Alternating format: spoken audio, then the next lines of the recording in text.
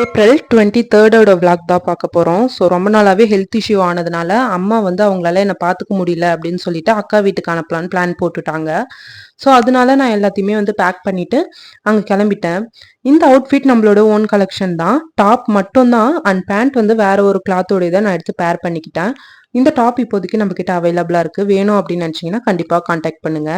எனக்கு தேவையான எல்லா திங்ஸையுமே நானே அழகா வந்து பேக் பண்ணி ஊருக்கு கிளம்பிட்டேன்.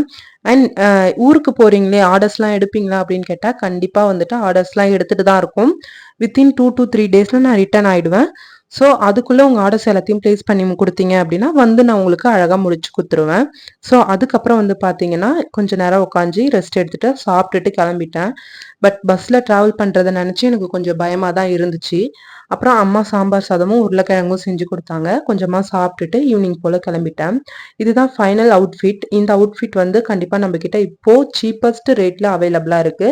ஸோ வேணும் அப்படின்றவங்க நம்ம கிட்ட வாட்ஸ்அப்ல நம்பர் இருக்கு, கீழே டேக் பண்ணியிருக்கேன், மறக்காம கான்டாக்ட் பண்ணி நீங்களும் அழகா இதை பர்ச்சேஸ் பண்ணிக்கலாம். அண்ட் இந்த 3 டேஸ் நம்ம வந்து ட்ரெஸ் டிசைன் பண்ண போறதில்ல, எதுவுமே பண்ண போறதில்ல.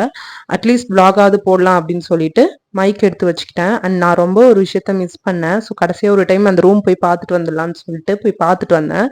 எனக்கு என்னமோ தெரியல, அங்க விட்டுட்டு போகும்போது ரொம்ப எமோஷனலா ஒரு மாதிரி இருந்துச்சு. 3 டேஸ் இந்த ரூமுக்கு வர முடியாது, ஸ்டிச்சிங் மிஷினை தனியா விட்டுட்டு போறோமேன்ற மாதிரி தான் இருந்துச்சு. ஓகே, அட்லீஸ்ட் vlog-ஆவது எடுக்கலாம் சொல்லிட்டு அங்க வந்து பெரிய ஸ்டாண்ட் எடுத்துட்டு போக முடியாதுன்னு சொல்லிட்டு செல்ஃபி ஸ்டிக் மட்டும் எடுத்துட்டு வந்துட்டேன். அண்ட் போற வழியில எல்லாருமே எனக்கு எப்படி தெரியல நார்மலா இருக்காங்க. என்னால சுத்தமா முடியல. வாமிட்டிங் சென்சேஷன் எனக்கு சுத்தமா வந்து எப்படி சொல்றது தெரியல. ஒரு வழியா கடந்து பெங்களூர் போய் ரீச் ஆயிட்டேன். ஸோ பெங்களூர் vlogs நெக்ஸ்ட் வீடியோல அப்லோட் பண்ணேன்.